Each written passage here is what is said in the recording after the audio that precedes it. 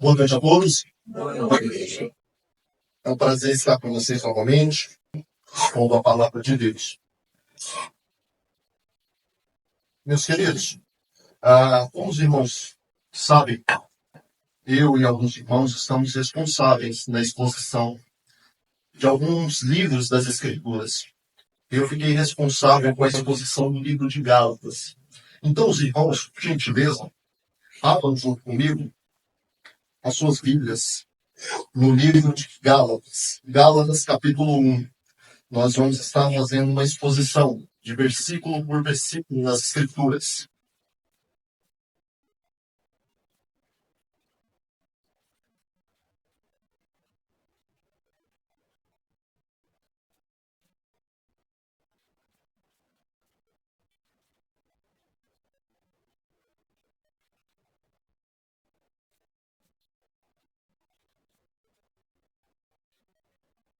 Todos encontraram?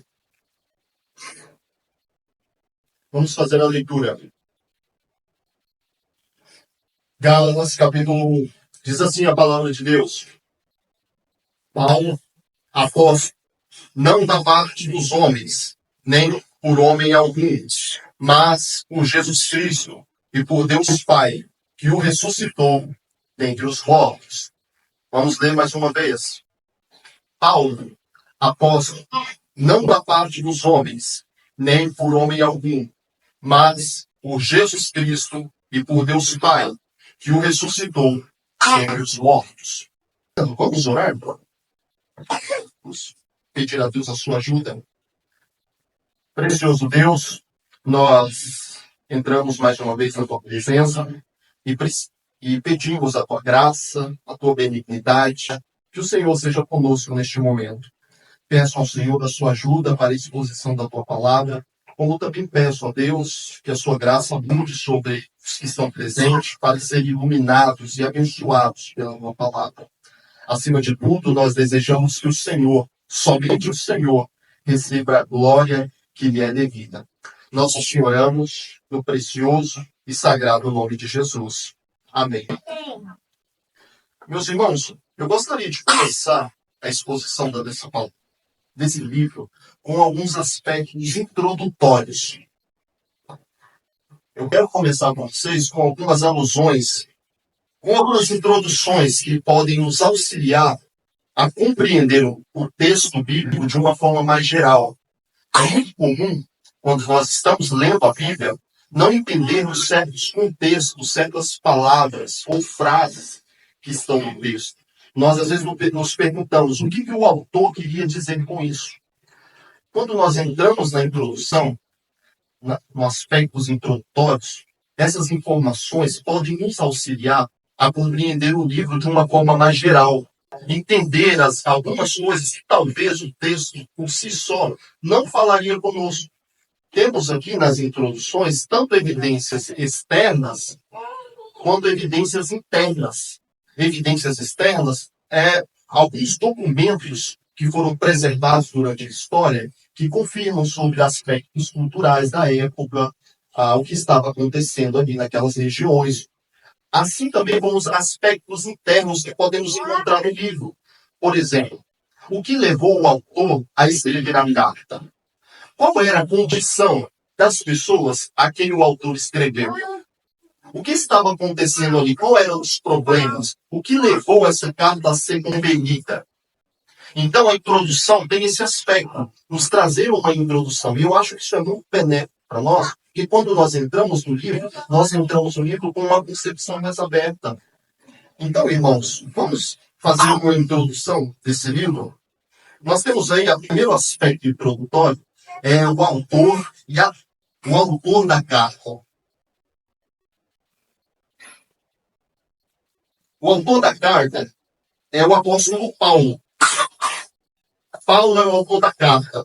Isso a gente pode encontrar no próprio versículo 1, onde Paulo se identifica como autor. Ele diz Paulo. É muito comum, como o nosso irmão amigo e o irmão Júnior em outras preleções, eles afirmavam que quando alguém queria se identificar na carta, ele já fazia isso logo de imediato, nos escritos. Quando ele começava a carta, ele já intitulava o autor da carta.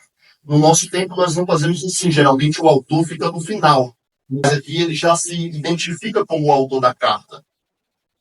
Uma outra evidência que o apóstolo Paulo quem escreveu essa carta, nós podemos encontrar em Gálatas, capítulo 1, do versículo 13, até Gálatas, capítulo 2, versículo 13. Nós não precisamos ler.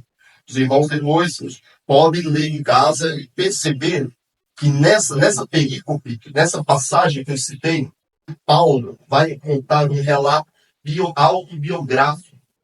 Paulo, nesse contexto, nessa perícope, nessa passagem, ele vai trazer informações como se deu a sua conversão, como foi o trato dele com os 12 apóstolos de Jerusalém. Ele vai mostrar um pouco do que aconteceu na sua conversão.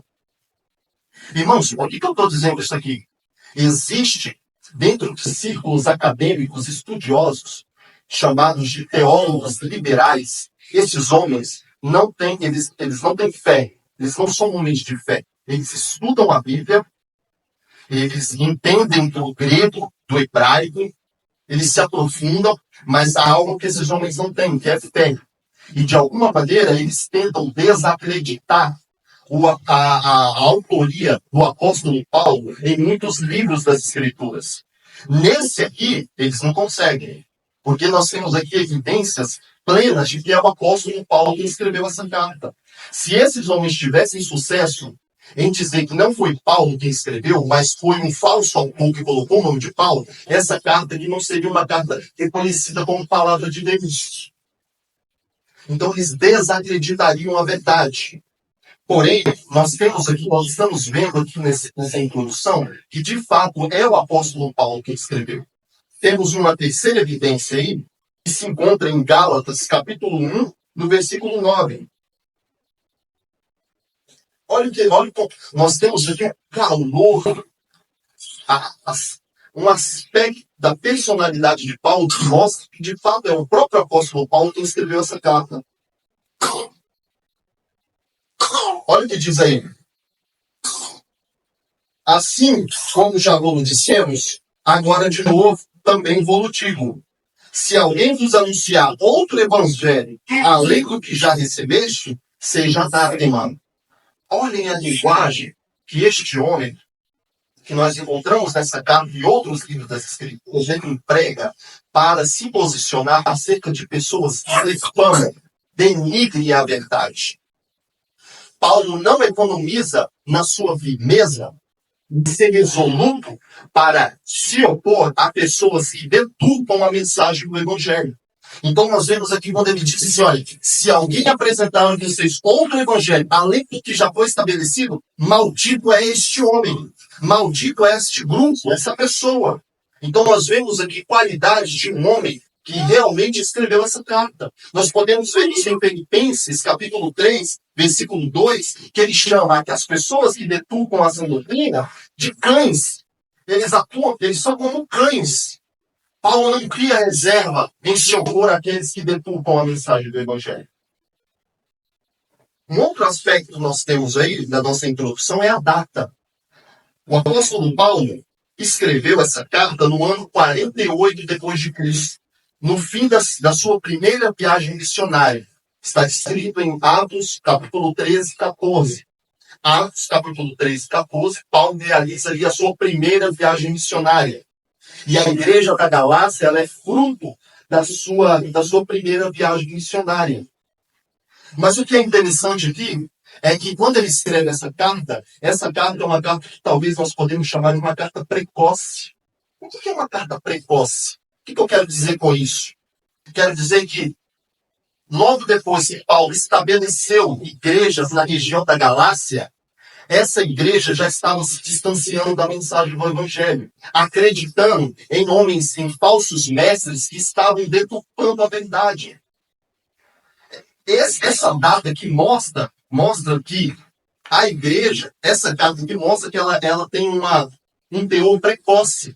E eu acho que isso é muito importante para nós, porque olhando aqui para esse tempo tão curto aonde a igreja foi estabelecida, e o pouco tempo, alguns vão projetar em torno de um ano, não sabemos ao certo, mas nós sabemos que é um curto tempo, nós vamos perceber Desde o embrião, desde o nascimento, desde o momento que a igreja passa a existir, desde Atos capítulo 2, a igreja de Cristo é uma igreja que corre perigo. A igreja de Deus é uma igreja que corre perigo. Existem ameaças que colocam a identidade e a natureza da igreja em perigo. Então, essa carta aqui, eu acho que isso é interessante, porque isso faz com que nós sejamos pessoas mais conscientes e alertas. Como um cristão, eu preciso entender que desde o nascimento da igreja, a igreja corre perigos. O que eu quero dizer com isso? Ameaças externas, perseguição. Nós vemos isso por intermédio dos fariseus, de Roma e os imperadores. Nós vemos isso nós chamamos de perseguição externa. A igreja é muito atenta com isso. Mas muitas vezes, muitas igrejas não se atentam para perigos internos. Existem perigos internos que começam de dentro para fora. E esses perigos internos, perigos espirituais, vêm de falsos mestres, que colocam falsas doutrinas dentro da igreja. Esses homens chegam de modo sutil e jogam uma sementinha bem ali, numa igreja às vezes sadia, vai bem sutilmente, jogando gotas de água. Gotas de água, aquela plantinha começa a crescer. E quando assusta, se torna uma árvore. E uma árvore podre, que produz veneno. É importante nós sermos cristãos conscientes de que a igreja, desde quando ela nasceu, ela corre perigos. E isso, sendo consciente, nos torna pessoas mais alertas, mais cuidadosas, para poder cuidar da igreja e não permitir que o veneno entre dentro dela e destrua ela. Irmãos, um outro aspecto introdutório aí são seus destinatários. Paulo escreve para os crentes da Galácia. Galácia, irmãos, não é uma cidade. Galácia é uma região composta de algumas cidades. Galácia é uma região que é composta de algumas cidades. Ela não é uma cidade específica. Então, quando Paulo escreve a carta aos Gálatas, ele está escrevendo uma carta destinada a várias igrejas. Provavelmente, essa região ela é dividida entre norte e sul. Alguns estudiosos entendem que Paulo escreveu para a Galácia do Norte, mas nós não temos evidências que mostram que Paulo esteve nessa região. É mais provável que Paulo esteve na Galácia do Sul. Na Galácia do Sul havia uma miscigenação, pessoas de várias raças, e coaduna muito com Atos capítulo 13, 14, que é onde Paulo realizou a sua primeira viagem missionária. E então, irmãos, nós chegamos aqui na ocasião. O que é a ocasião? É outro aspecto introdutório. Ocasião, o que é a ocasião? Ocasião é o que houve, o que estava acontecendo. O que levou Paulo a escrever essa carta? O que levou o apóstolo a escrever essa carta que hoje nós podemos desfrutar? Bom, as razões que levaram Paulo a escrever essa carta se dá devido à ação de judeus que supostamente haviam crido em Cristo. Esses judeus compreendiam que a fé em Jesus era mais um adendo para a salvação, junto com a obediência à lei de Moisés. Então, o que estava acontecendo ali naquela igreja? Haviam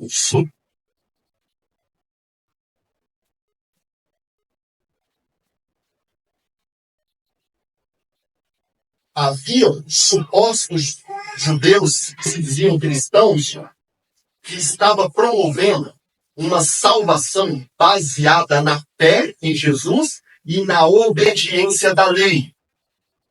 Esses homens estavam ensinando que para alguém ser justificado diante de Deus, ele precisa crer em Jesus e observar preceitos da lei, se ele quisesse alcançar a salvação. Os judeus também estavam acusando Paulo de ser um antinomista. O que é isso? O antinomista. A palavra anti, contra, nomos, lei. Eles diziam o seguinte, olha, Paulo está pregando um evangelho baseado na fé somente e faz com que as pessoas não sejam responsáveis quanto à sua ética e à sua moral.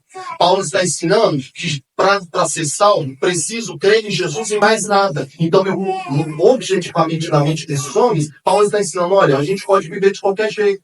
Podemos nos lambuzar do pecado. Esses homens tinham esses argumentos. Esses homens estavam se infiltrando nas igrejas e acusando a mensagem do apóstolo Paulo. E como esses homens poderiam fazer para desacreditar o apóstolo Paulo naquela igreja? Como que eles poderiam fazer isso? Eles estavam atacando o apostolado de Paulo. Eles estavam dizendo o seguinte, olha, Paulo não é um apóstolo como os 12 apóstolos de Jerusalém. Ele não é um apóstolo genuíno. Ele é um apóstolo que se tornou apóstolo por intermédio de terceiros. Ele não é um apóstolo como os 12. Então, fazendo isso, se eles conseguissem ter êxito nesse tipo de acusação, eles desacreditariam a mensagem de Paulo. Então, foram essas as ocasiões que levaram Paulo a escrever essa carta.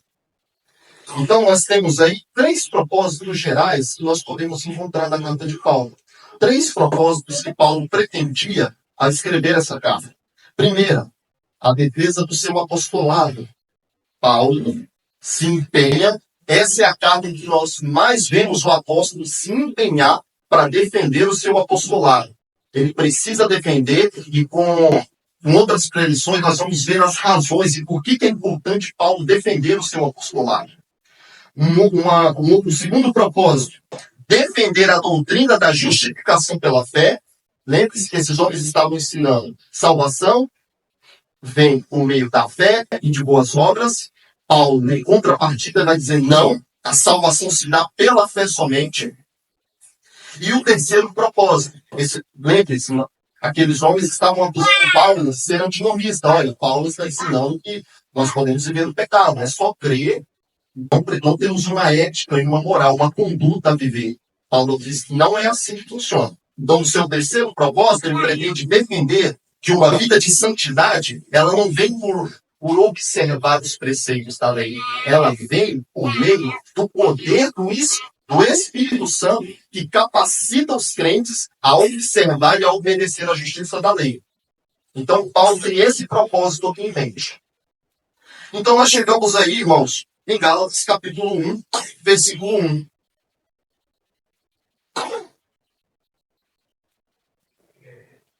Irmãos, eu só quero desenvolver com vocês uma palavrinha hoje.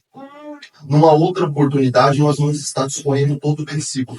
Eu quero, junto com vocês, trabalhar o conceito aí de apostolado, de apóstolo. Eu quero, junto com vocês, entender o conceito de apóstolo. O que significa apóstolo? E como que esse conceito de apóstolo é significativo para os Gálatas e como o conceito de apóstolo também é significativo para nós hoje. Então nós vamos aqui rapidamente trabalhar o conceito de apóstolo. O que é um apóstolo? Vamos tentar aqui, de uma forma mais reduzida, entender o que é um apóstolo de Jesus. Então notem, depois que Paulo se identifica como autor, ele também se intitula apóstolo. Paulo, apóstolo. A tradução do termo apóstolo, do original grego, é aposteiro, se eu não me engano. Essa palavrinha significa enviado. O termo básico dessa palavra é enviado. Porém, irmãos, essa palavra, ela é usada muito antes do Novo Testamento. Essa palavra já existia no mundo antigo e ela era mais usada para designar aspectos impessoais, como, por exemplo, apóstolo era uma palavra que queria designar, por exemplo, embarcações marítimas que eram enviadas, exército militar que eram enviados. Porém, para essa palavra tem ampliação no Novo Testamento. Ela não fica restrita somente nesse aspecto. Ela cresce, essa palavra assume um maior significado. E nessa ampliação que eu quero escolher aqui com vocês. A palavra apóstolo, no Novo Testamento, significa enviado, que possui autoridade e poderes de representação. O que é um apóstolo? Um apóstolo é alguém que é comissionado para uma missão e ele tem poder de representação e autoridade. É isso que significa um apóstolo. E avaliando essa designação do termo apóstolo, eu quero discorrer com vocês três coisas. Em primeiro lugar, vamos ver a origem dessa palavra no Novo Testamento. Abram suas Bíblias em Lucas, capítulo 6, versículo 13. Volta um pouquinho a sua Bíblia.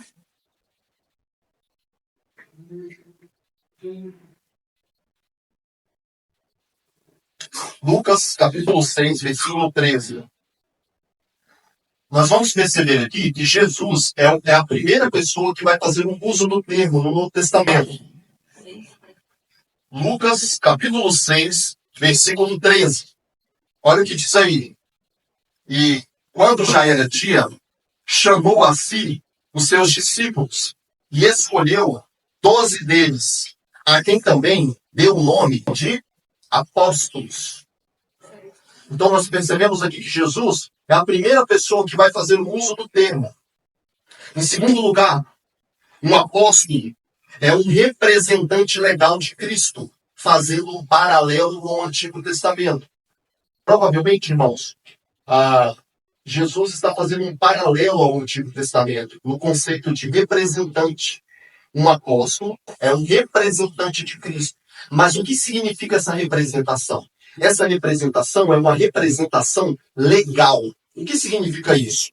Abram comigo aí também as suas Bíblias em 2 Samuel, capítulo 10, versículo 1 ao 6.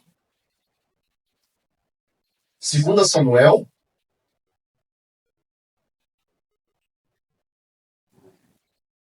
capítulo 10, versículo 1 ao 6. Vamos ver aqui rapidamente o conceito de representação legal. O que significa ser um representante legal?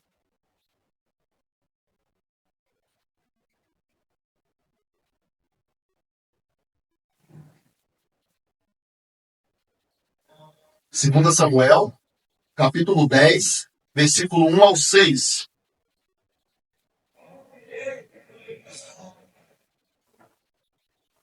Todos encontraram? Eu vou estar lendo aqui para não tomar nosso tempo. E aconteceu, depois disso, que morreu o rei dos filhos de Amon. E seu filho, Anum, reinou em seu lugar. Então disse Davi: usarei de benevolência com Anum, filho de Nás, como seu pai usou de benevolência comigo.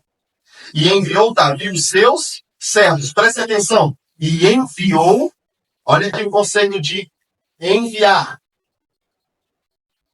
E enviou Davi os seus servos para consolá-lo acerca de seu pai. E foram os servos de Davi à terra dos filhos de Amon. Então disse os príncipes dos filhos de Amon a seu senhor, Adum: porventura honra Davi teu pai aos teus olhos, porque te enviou consoladores? Não te enviou antes Davi os seus servos para reconhecerem essa cidade, e para espiá-la, e para transtorná-la? Versículo 4. Então tomou a mim os servos de Davi, e lhe raspou a metade da barba, e lhes lhes cortou metade das vestes, até as nádegas, e os despediu. Quando isso foi informado a Davi, enviou ele mensageiros a encontrá-los, porque estavam aqueles homens sobremaneira envergonhados. Mandou o rei dizer-lhes: deixai-vos estar em Jericó, até que vos torne a crescer a barba, e então voltai. Vendo, pois, os filhos de Amon que se tinha feito abomináveis para com Davi, enviaram os filhos de Amon e alugaram os cílios de Bet-Reob e os cílios de Zofá 20.000 homens de pé, e do rei de Maca 1.000 homens, e dos homens de Tobi 12.000 homens. Prestem atenção aqui. O que aconteceu com o rei de Amon, o rei dos Amonitas, quando ele desferiu aquela vergonha aos servos de Davi? O rei dos Amonitas havia morrido. E Davi usou de beneficência com seu sucessor e enviou servos para consolá-lo. Aqueles homens eram representantes legais. Então, quando aqueles homens compareceram perante a luz, era como se o próprio Davi estivesse ali. É isso que é representação legal. É uma equivalência. Quando Davi envia esses homens, é como se o próprio Davi, com as suas palavras que ele levou de consolação, era como se o próprio rei Davi estivesse consolando aquele homem. Aquele homem tomou aquilo como uma ofensa, como algo surdino, como se aqueles homens tivessem vindo para espiar a terra. Então envergonhou aqueles homens, rapou a barba, o que talvez era um sinal de vergonha, e raspou e cortou as suas vestes até que as suas partes íntimas ficassem expostas. Adivinha o que aconteceu? A ofensa feita com esses homens foi uma ofensa feita contra o próprio rei Davi. Então nós percebemos aqui que esses homens são representantes legais do rei. Da mesma forma, os apóstolos são representantes legais de Cristo.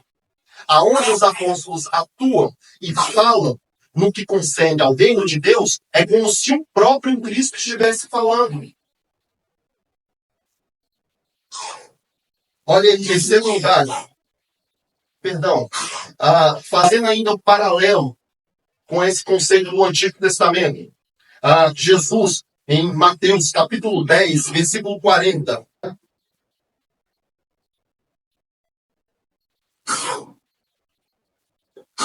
Primeiro livro do Novo Testamento.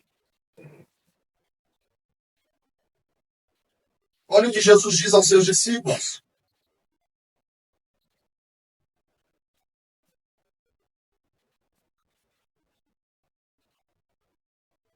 Quem vos recebe, a mim me recebe. E quem me recebe a mim, recebe aquele que me enviou. Olha aqui o conceito de representação legal. Então, aonde esses homens estavam, era como se o próprio Deus estivesse ali. O que aqueles homens pronunciavam, era como se o próprio Deus estivesse pronunciando. Então, quando um apóstolo fala, Deus fala. Irmãos, eu não estou dizendo que tudo que o apóstolo fazia no seu período era procedente de Deus. Esses homens eram homens pecadores, como eu e você. Mas quando esses homens, em sua missão de pregar o evangelho e de estabelecer a sã doutrina, e quando eles escreveram, havia ali uma administração de Deus através do Espírito Santo, para que não houvesse nenhum erro nos escritos bíblicos, naquilo que eles estavam escrevendo. De forma que aquilo que aqueles homens falavam, aquilo que eles ensinavam, era como o próprio Deus. Um apóstolo é um representante legal de Deus. E olha também, em terceiro lugar, que um apóstolo, além de um representante legal, ele também possui autoridade. Um apóstolo, como representante legal, ele é alguém que possui autoridade. Olhem comigo Efésios, capítulo 2, versículo 20.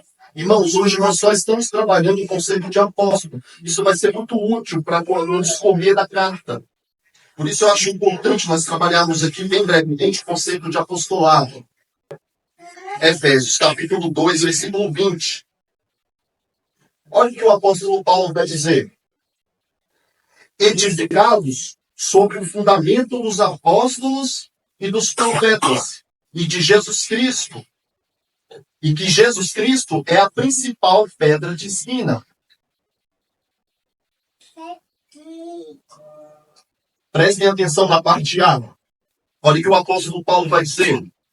Edificados sobre o fundamento dos apóstolos e dos profetas.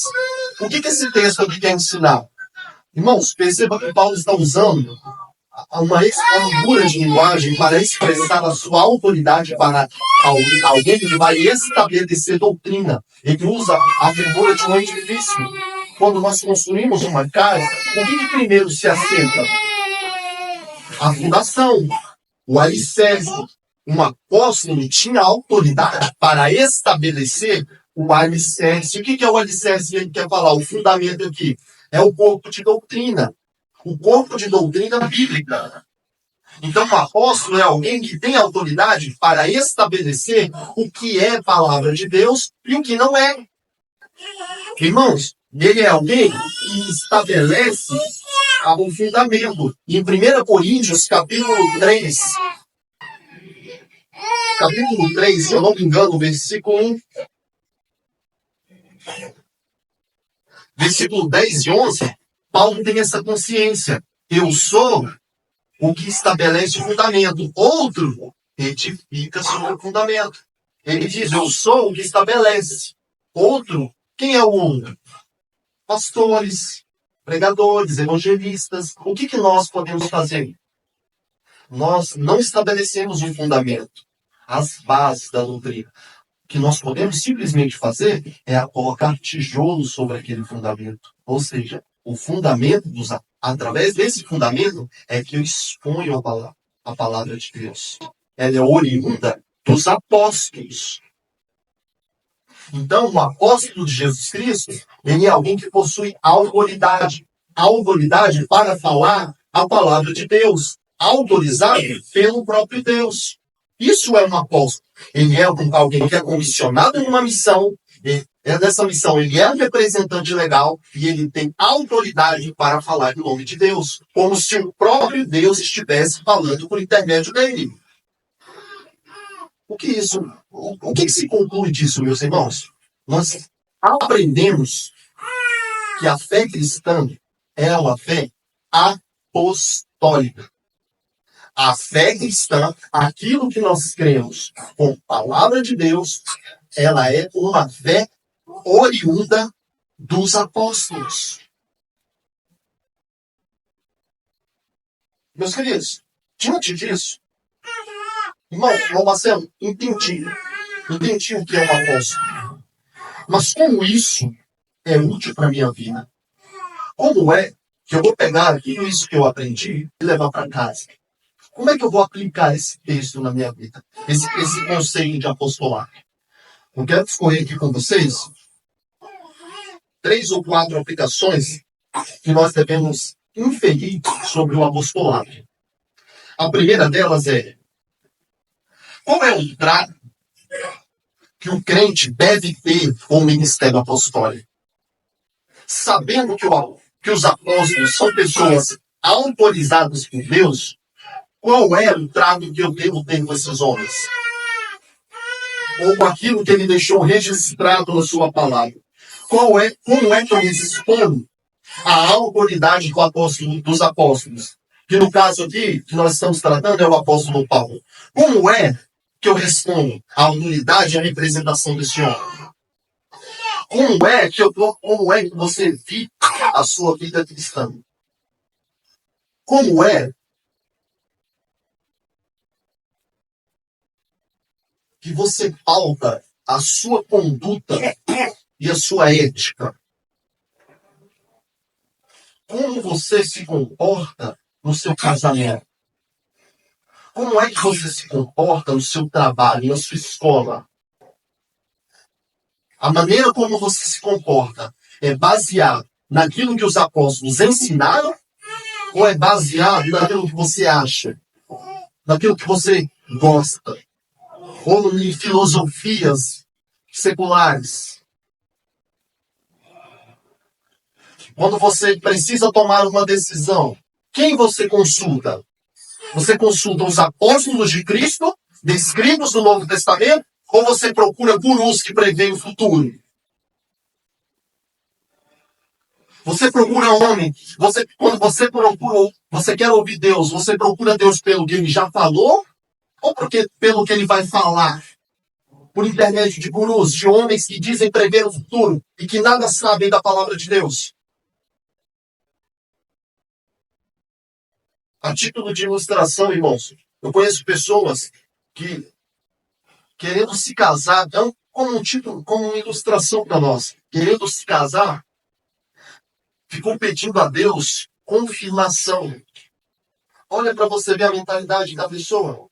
Essa pessoa, ao invés de procurar nos escritos bíblicos dos apóstolos e profetas do Novo Testamento o que é um homem de Deus, quais as características dele, o que ele tem, o que ele precisa ser, o que ele precisa fazer.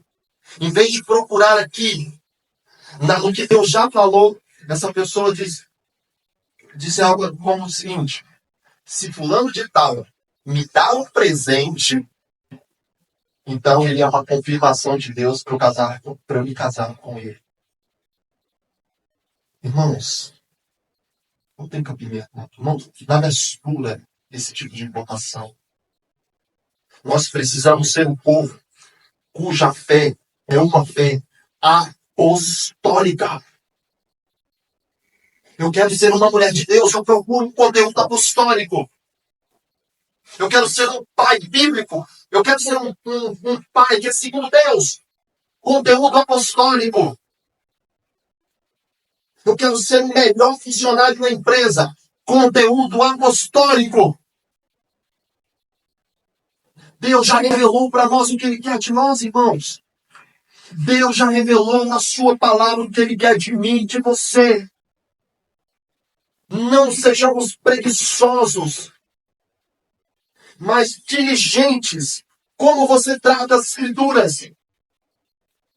Como que é a sua leitura bíblica durante a semana? Você trata com empenho o conteúdo apostólico? Durante a semana você se dedica a este livro? Deus generosamente se dispôs de homens e através desses homens falou conosco, nos deu toda a orientação que precisamos concernente à fé, concernente a uma vida piedosa, santa, agradável, uma vida feliz. E como é que nós estamos trabalhando com esse texto, com esse livro? Você é alguém que se dedica a ele diariamente? Ou é você alguém que hoje espera? Ou talvez a sua Bíblia está lá no Salmo 91 aberta, com um anel, e você nada faz com aquilo. Aquilo não tem nenhum poder, nenhum valor se você não fizer uso dele. Nós precisamos entender que nós somos um povo apostólico. Nós somos uma igreja cuja nossa fé, cuja aquilo que entendemos como palavra de Deus para nós é de origem apostólica. Disso se dá aqui nossa segunda aplicação.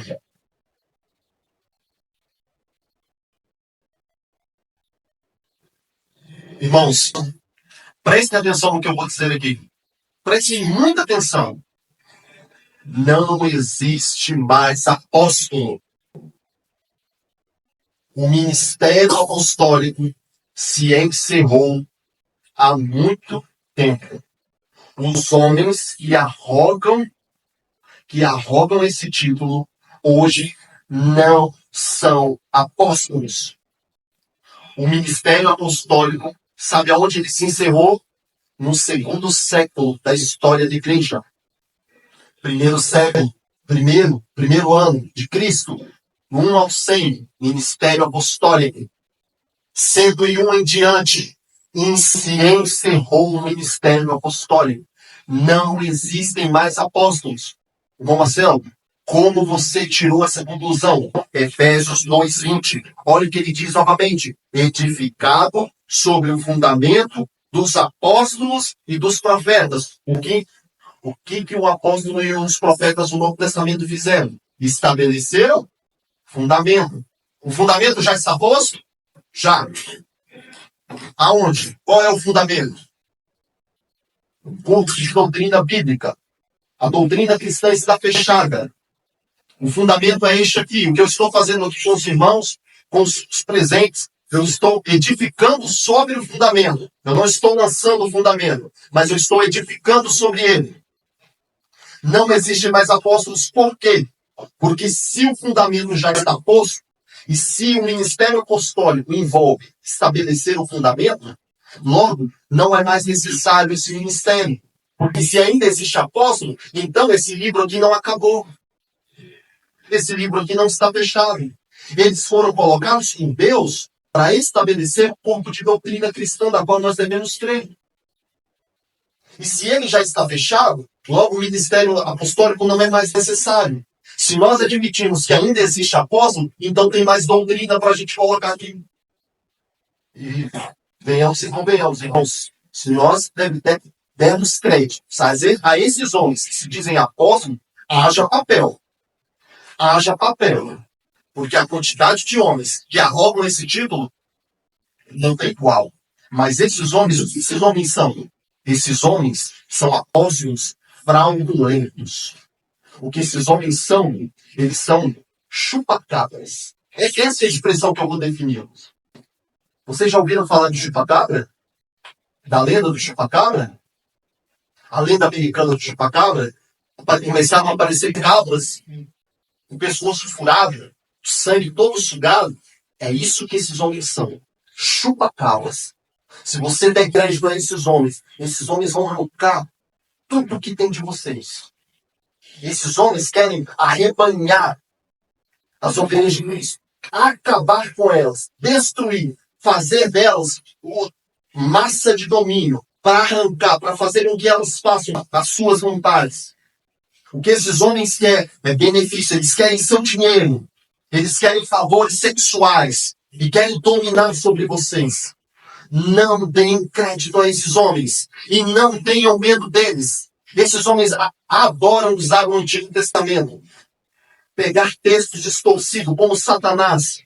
Pegar um texto isoladinho, colocar uma bola nesse texto, sabendo que esse texto está dentro de um grande contexto. Ele isola aquele texto e fala, olha, o texto está dizendo que você tem que fazer isso aqui, ó. Você tem que dar o dízimo, senão você vai para o inferno. Ó, se você não dá tudo que você tem, você vai para o inferno, você não vai prosperar. Esses homens isolam o versículo e usam ele para arrancar tudo que tem das ovelhas de Cristo, até que não sobre nada, destruindo igrejas, a bancarrotas. Não tenham medo desses homens. Esses homens não têm poder nenhum sobre a vida de vocês. Eles não podem fazer absolutamente nada. E o juízo dele está reservado, caso ele não se arrependa. Irmãos, não tenham medo e não deem crédito a estes homens atuais que se intitulam apóstolos. Não deem ouvidos a eles. São mentirosos, avarentos, enganadores, fraudulentos. Nós devemos nos afastar desses homens, nos abster das suas palavras, para que eles não se entrem no nosso meio e tirem a essência da igreja, para que eles não descaracterizem a identidade da igreja, porque é isso que esses homens fazem. São lobos em pele de cordeiro. E nós temos aqui uma terceira aplicação. Recusar a mensagem dos apóstolos do Novo Testamento é recusar a Deus e a sua oferta de salvação. Lucas capítulo 10, versículo 36. Os irmãos abram comigo novamente.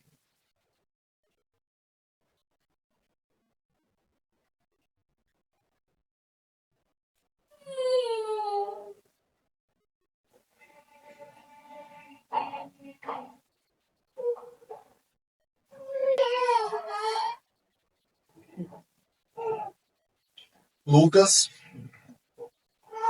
capítulo 10, versículo 16. Perdão, irmãos. Olha o que ele diz.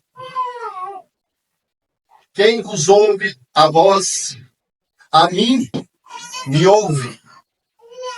E quem vos rejeita a voz, a mim me rejeita. E quem a mim me rejeita, rejeita aquele que me enviou.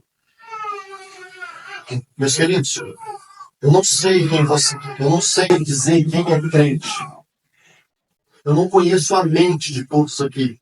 Eu não conheço o particular de cada um. Eu gostaria que você se examinasse e avaliasse se você realmente está na fé.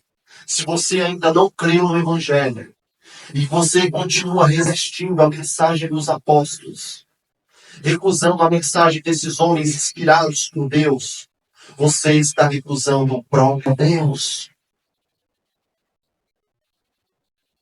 Se você continuar essa vida se recusando a ouvir a palavra, se recusar a ouvir a mensagem, esses homens estão dizendo para nós, arrependei-vos e crede. Arrependei-vos das vossas maldades. Arrependei-vos das suas impiedades. O adúltero abandone o adultério. O mentiroso abandone a mentira. O lascivo abandone a lascívia. O iracundo abandone a ira. O mentiroso abandone a mentira. E você ainda continua dando de costas a isso. Seu dia pode acabar a qualquer momento. Foi o que foi falado aqui bem no início. Essas pessoas ouviram o Evangelho. Elas ouviram a mensagem apostólica, a mensagem da salvação, oriunda dos apóstolos. Se essas pessoas recusaram, essas pessoas estão agora, em claro e bom tom, no inferno, sofrendo para todo sempre a ira de Deus. Não seja essa pessoa. Pare de fechar os seus ouvidos. Pare de recusar essa mensagem. Essa mensagem é o poder de Deus para a salvação de todo aquele que crê. Não é possível que haja salvação. Não é possível que haja salvação fora da palavra. Romanos 10:17. A fé vem pelo ouvir, e ouvir a palavra de Deus. Oriunda, parafraseando, oriunda dos apóstolos. Se você continuar recusando essa mensagem, você está recusando a Deus. E recusar a Deus pode lhe conceder condenação no inferno e redundar na condenação do inferno. E para finalizarmos, qual é a mensagem apostólica para nós? Qual é a mensagem evangélica dos apóstolos? 2 Coríntios, capítulo 5, versículo 18 ao 21. Olha o que diz 2 Coríntios, capítulo 5, versículo 18 ao 21. Prestem bem atenção.